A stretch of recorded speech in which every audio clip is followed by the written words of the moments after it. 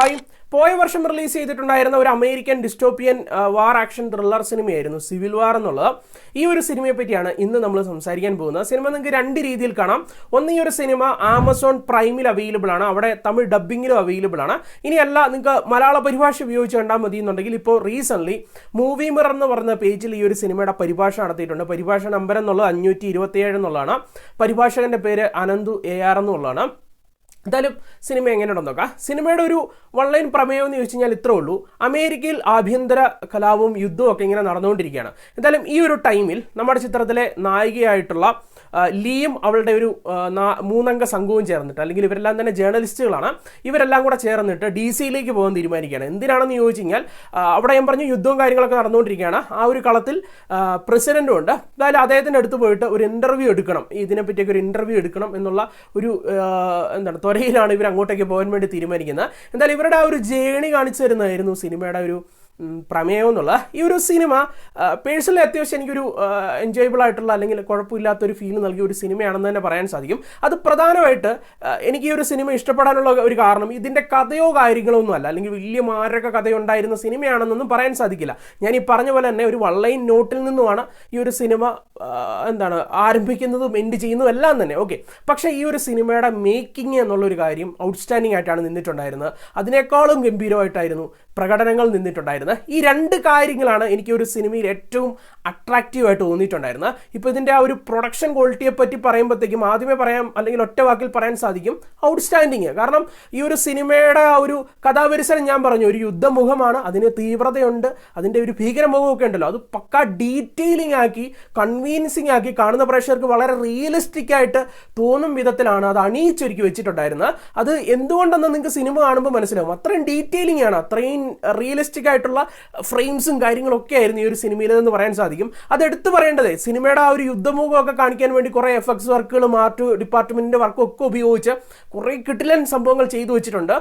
പക്കാ റിയലിസ്റ്റിക് എന്ന് പറയാൻ സാധിക്കും. അതും ചില സീൻസ് ഒക്കെ എന്ന് പറഞ്ഞു കഴിഞ്ഞാൽ ഏരിയൽ ഷോട്ട്സിൽ കാണിക്കുന്നുണ്ട്. അത് ഇവരിങ്ങനെ ട്രാവൽ ചെയ്ത് പോകുമ്പോഴത്തേക്കും കുറച്ച് വൈഡ് ആയിട്ടുള്ള ഏരിയാസ് ഏരിയൽ ഷോട്ടിൽ കാണിക്കുന്നുണ്ട്. ആ ഒരു ടൈമിൽ നിങ്ങൾ അങ്ങ് അകലെ പോലും നോക്കിക്കോ, അവിടെ പോലും, അല്ലെങ്കിൽ ഇവർ എത്തേണ്ടത് മുന്നോട്ടാണ്, ആ മുന്നിൽ ഈ ഒരു യുദ്ധവും കാര്യങ്ങളൊക്കെ നടന്നുകൊണ്ടിരിക്കുന്നതിൻ്റെ സൂചനകളൊക്കെ ആയിട്ട് ചെറിയ ചെറിയ ഡീറ്റെയിലിംഗ് വരെ ആ ഫ്രെയിംസിലൊക്കെ നടത്തിയിട്ടുണ്ട്. അതെന്താണെന്ന് നിങ്ങൾക്ക് കാണുമ്പോൾ നോട്ട് ചെയ്യാൻ സാധിക്കും. അതുപോലെ തന്നെ ചിത്രത്തിൻ്റെ മ്യൂസിക് വർക്ക് എനിക്ക് ഒരുപാട് ഇഷ്ടപ്പെട്ടു എന്ന് പറയാൻ സാധിക്കും. കാരണം അത് സൗണ്ട് എന്നുള്ളൊരു കാര്യം, നിങ്ങൾ ഈ ഒരു സിനിമ തീർച്ചയായിട്ടും ഒരു ഹോം തിയേറ്ററൊക്കെ യൂസ് ചെയ്ത് കാണുക. കാരണം സൗണ്ട് ഡിസൈനിങ് വർക്ക് എന്നുള്ളത് ഗംഭീരമായിട്ട് നടത്തിയിരിക്കുന്ന ഒരു സിനിമയാണ്.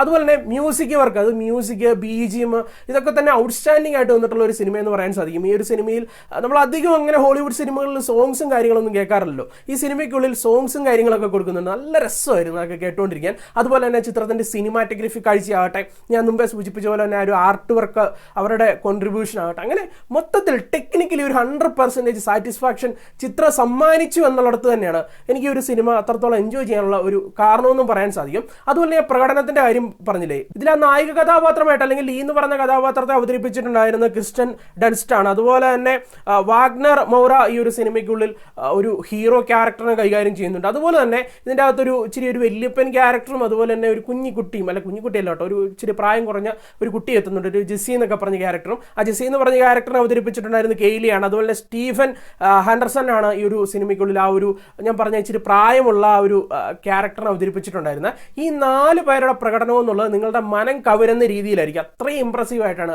ഈ 4 ആർട്ടിസ്റ്റുകളും അവരെ ഏറ്റെടുത്ത ക്യാരക്ടേഴ്സിനെ ചെയ്തിട്ടുണ്ടായിരുന്നത്. അതും ഈ കഥാപാത്രങ്ങൾക്ക് നല്ല ഇമോഷൻസും കാര്യങ്ങളും ഒക്കെ തന്നെ റൈറ്റിങ്ങിലൂടെ കൊണ്ടുവരുന്നുണ്ട്. അതൊക്കെ വളരെ കൺവീൻസിങ് ആകുന്ന രീതിയിൽ തന്നെ പ്രേക്ഷകരിലേക്ക് എത്തിക്കാൻ വേണ്ടി അവരുടെ ആ ഒരു മികച്ച പ്രകടനങ്ങൾക്കും സാധിക്കുന്നുണ്ടായിരുന്നു. പിന്നെ ഞാൻ പറഞ്ഞല്ലോ, ഇതിൻ്റെ കഥ എന്ന് പറഞ്ഞാൽ അങ്ങനെ വലിയ സംഭവമൊന്നുമില്ല, പക്ഷേ കുറെ കിടിലൻ മൊമെന്റ്സ്, അത് സ്ക്രീൻ പ്ലേയിലൂടെയൊക്കെ കൊണ്ടുപോകുമ്പോഴത്തേക്കും കുറെ കിടിലൻ മൊമെന്റ്സ് നൽകുന്നുണ്ടായിരുന്നു. ഇതിനേക്കാളൊക്കെ ഉപരി സിനിമയുടെ ഒരു ഗ്രാഫ് എന്നൊക്കെയുള്ളൂ. ഇപ്പോൾ ആദ്യ പകുതിയൊക്കെ എടുത്ത് നോക്കിക്കഴിഞ്ഞാൽ വലിയ സംഭവമായിട്ടൊന്നും പറയാൻ പറ്റില്ല. ഒരു ഡ്രാമ ശൈലിയിൽ ഒരു സ്ലോ പേസിൽ നരേറ്റ് ചെയ്യുന്ന ഒരു സിനിമയായിട്ട് മാത്രമേ നിങ്ങൾക്ക് തോന്നുള്ളൂ. പക്ഷേ സെക്കൻഡ് ഹാഫ് കടക്കുമ്പോഴത്തേക്കും സിനിമയ്ക്കുള്ളിൽ കുറേ ഒരു ആക്ഷൻ മൂഡ് ക്രിയേറ്റ് ചെയ്യുന്നുണ്ട്. ആ ടൈമിലെ ആ ഒരു ആക്ഷൻ കൊറിയോഗ്രഫിയും കാര്യങ്ങളൊക്കെ തന്നെ വളരെ ഗംഭീരമായിട്ടായിരുന്നു നിന്നിട്ടുണ്ടായിരുന്നത്. മൊത്തത്തിൽ പറയുമ്പോഴേ ഈ ഒരു സിനിമ ഞാൻ ആദ്യമൊക്കെ ഇടയ്ക്കൊക്കെ ഇങ്ങനെ സൂചിപ്പിച്ച് ഞാൻ പറഞ്ഞല്ലോ, ഈ സിനിമ കുറച്ച് സ്ലോ പേസിലൊക്കെ അവതരിപ്പിക്കുന്ന ഒരു സിനിമയാണ്, എസ്പെഷ്യലി ഫസ്റ്റ് ഹാഫ് എന്നൊക്കെയുള്ളത്. സോ സ്ലോ പേസ് നരേഷൻ ഉള്ള സിനിമകളും ഇഷ്ടപ്പെടുന്ന ആളുകൾക്കായിരിക്കും ഈ ഒരു ചിത്രം കൂടുതലായിട്ട് എൻജോയ് ചെയ്യാൻ സാധിക്കുക. അല്ലാതെ നിങ്ങൾ വിചാരിക്കുന്ന പോലെ ഒരു സ്റ്റാർട്ട് ടു എൻഡ് വളരെ ഗ്രിപ്പിംഗ് ആയിട്ട് ത്രില്ലിംഗ് ആയിട്ട് പോകുന്ന അല്ലെങ്കിൽ ട്വിസ്റ്റ് ആൻഡ് ടേൺസ് ഒക്കെ വെച്ച് പോകുന്ന ടൈപ്പ് ഒരു സിനിമയൊന്നും അല്ലത്. മറിച്ച് നല്ല ഗംഭീരമായിട്ടുള്ള മേക്കിങ്ങിലൂടെയും പ്രകടനത്തിലൂടെയും ഒക്കെ തന്നെ പ്രേക്ഷകരെ സാറ്റിസ്ഫൈ ചെയ്യിക്കുന്ന തരത്തിലുള്ള ഒരു സിനിമയാണിത്. സോ അത്തരത്തിലുള്ള സിനിമകൾ കാണാൻ താല്പര്യമുള്ളവർക്ക് ധൈര്യമായിട്ട് പോകാം. പേഴ്സണലി എനിക്ക് അത്യാവശ്യം എൻജോയ് ചെയ്യാൻ സാധിച്ചു എന്നുള്ളത് കൊണ്ട് തന്നെ മാക്സിമം ഒരു 7 ഔട്ട് ഓഫ് 10 ആണ് നൽകുന്നത്, 10-7. പിന്നെ ഈ ഒരു സിനിമ ഫാമിലി ആയിട്ടിരുന്ന് കാണാം എന്നുള്ളത് വസ്തുത തന്നെയാണ്. കാരണം യാതൊരു വിധത്തിലുള്ള 18+ കണ്ടന്റോ കാര്യങ്ങളോ ഒന്നും തന്നെ ഇല്ല. പക്ഷേ ഇതൊരു വാർ ബേസ് ചെയ്തിട്ടുള്ള സിനിമയാണ്. സോ നിങ്ങൾക്ക് അറിയാമല്ലോ, ചോര തെറിക്കുന്ന സംഭവങ്ങൾ എന്തായാലും കാണും. അത് മാത്രം ഒന്ന് മൈൻഡിൽ വെക്കാം. എന്തായാലും നമുക്ക് മറ്റൊരു സിനിമയുടെ വിശേഷമായിട്ട് വീണ്ടും കാണാം. ബൈ.